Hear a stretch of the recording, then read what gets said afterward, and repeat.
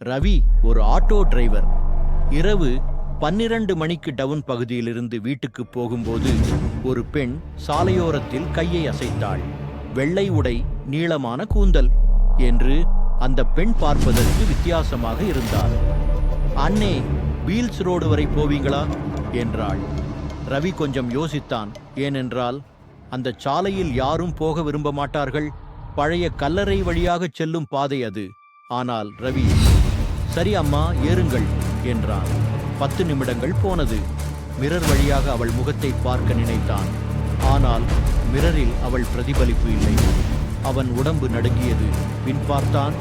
சீட்டின் மீது யாரும் இல்லை. ஆட்டோ அவன் கட்டுப்பட்ட இழந்து ஓடத் தொடங்கியது. பிரேக் அழுத்தினாலும் நின்றதே இல்லை. வேகம் அதிகரித்தது. அந்த ஆட்டோ நேராக கல்லறை சுவற்றில் மோதியது. அடுத்த நாள் காலை போலீசார் வந்தபோது ஆட்டோ வெறுமையாக இருந்தது. ஆனால் சீட்டில் ஒரே ஒரு கைரேகை மட்டும் இருந்தது. அது மனிதரின் கைரேகை அல்ல. ரவியும் அந்த இடத்தில் இல்லை. ரவிக்கு என்ன ஆனது? அங்கே என்ன நடந்திருக்கும்?